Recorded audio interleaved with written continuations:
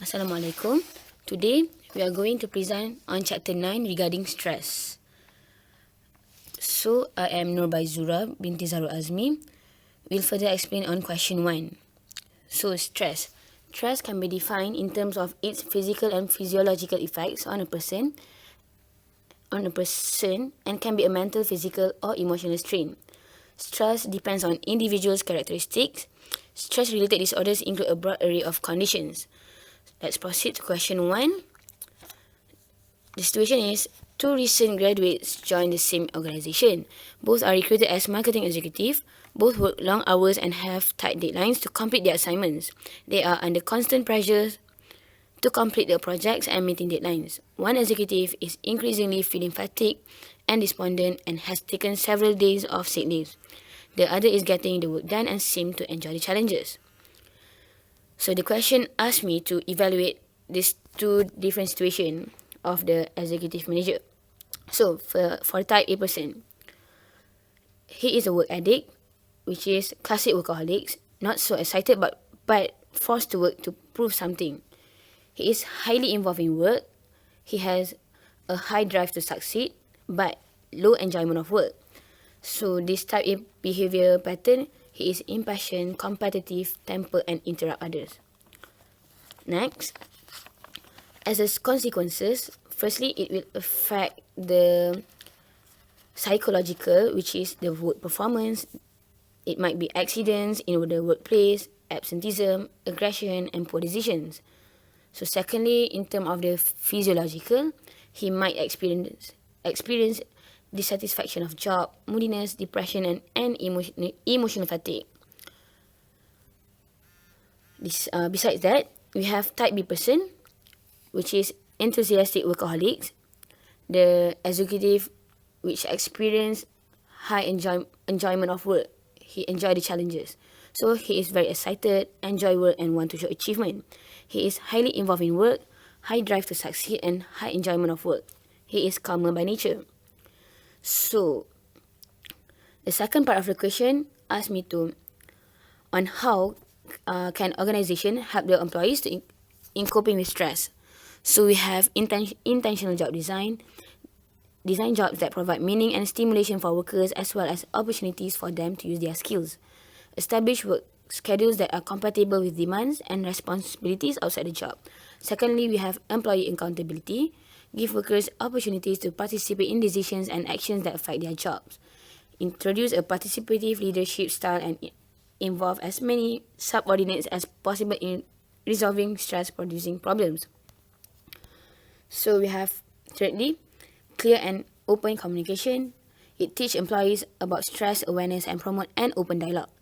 Avoid ambiguity at all costs. Clearly define workers' roles and responsibilities. And lastly, we have positive workplace culture.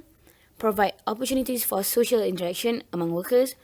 Watch for signs of dissatisfaction or bullying and work to combat workplace discrimination such as based on race, gender, national origin, religion, or language. Thank you. My name is Norliyana Zaid and I'll be presenting for question 2. James is a hard worker on the construction site, but two colleagues have discouraged him from working. At first, they would taunt him about sucking up to the project boss and for trying to make everyone else among the construction site look lazy. But more recently, the two colleagues have acted more threateningly towards James. So one day, during lunch break, the two cornered James and wouldn't let him pass by until they had uttered a few obscurities at him. So a couple of days later, the two colleagues stood near his car in the parking lot.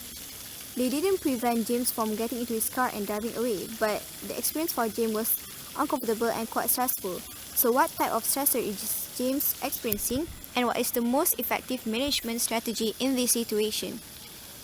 There are 6 types of stressor, which are interpersonal stressor, role-related stressor, task control stressor, organizational and physical environment stressor, non-work stressor, and stress and occupations.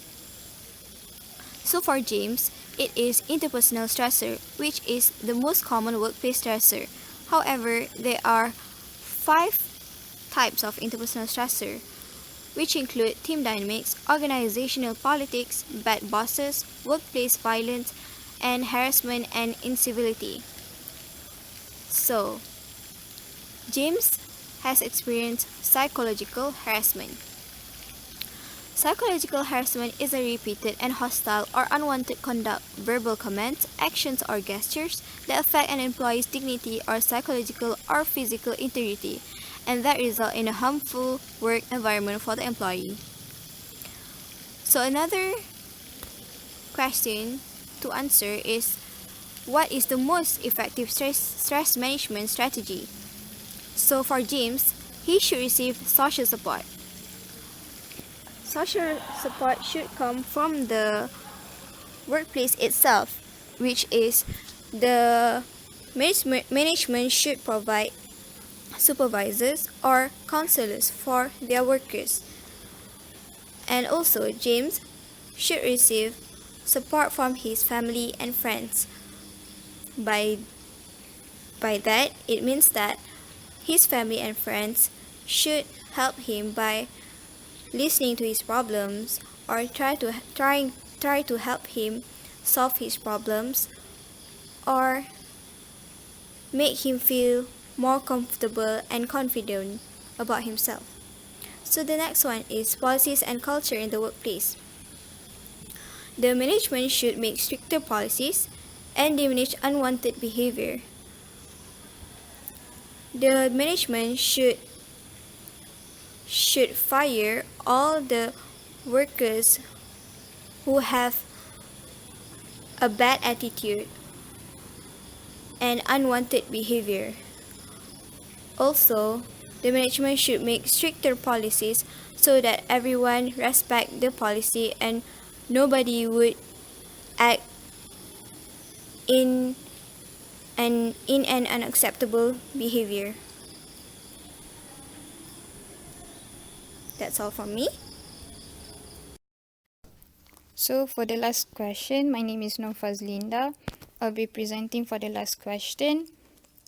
So, executive at a major health product company discovered through employee surveys that many staff members felt overworked and had too little time to balance their personal life with jobs demands. A significant percentage of employees said that they were thinking of quitting because of this stress. Moreover, the concerns were raised by unmarried employees without children, not just among married women with children. Therefore, describe two different types of initiatives that would likely ease the type of stress identified in this survey. So the solution is, the type of stress is distress, and the two initiatives are remove the stressor by taking work-life balance initiative and control stress consequences. So for the first point, flexible work time. Employers may give limiting number of hours employees expected to work. And job sharing. Employers may impose job sharing between two or more workers to perform a task. And then personal leave. Extended leave like maternity, personal for those with strong work-life values. For teleworking, employers also should be flexible and give opportunity for employees to work outside of the office environment. And the last point is childcare support by providing childcare center for employees to drop their children so that they would not be rushed to go for work. Then we proceed with the control stress consequences. The first point, relaxation and meditation. Employees should impose a class for relaxation and meditation session for the employees to attend for free. And the last point is fitness and wellness program. Therefore, the employees may conduct a fitness program during weekend which enable employees to bring their families too. So that's all from our group. Thank you.